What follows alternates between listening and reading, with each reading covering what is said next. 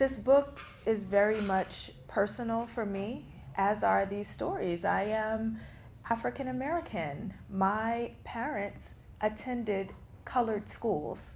So they grew up in a little coal mining town in Appalachia, in eastern Kentucky. That was still a Jim Crow state in the South. And during the time that they grew up, they had to go to separate schools. So there was a white school and a colored school, separate and unequal by design.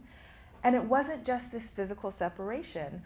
What my parents were supposed to receive was an intentionally inferior education, an inferior curricula, inferior books, supplies, resources, or at least that was the intention of the design of that system.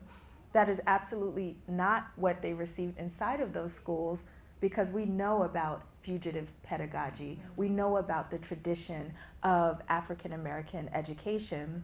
However, I was struck by that. You know, what is a colored school? Who designed that?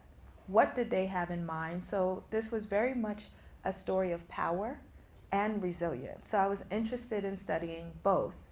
Now, as an old millennial, I'm the oldest of the millennials, okay, born in 1982.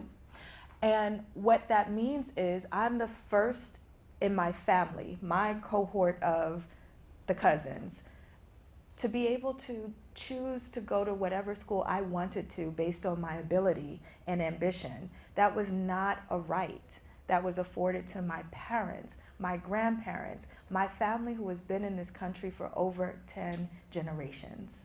So to think that now I am a full professor at an elite university where my parents would not have been able to even apply to in just one generation.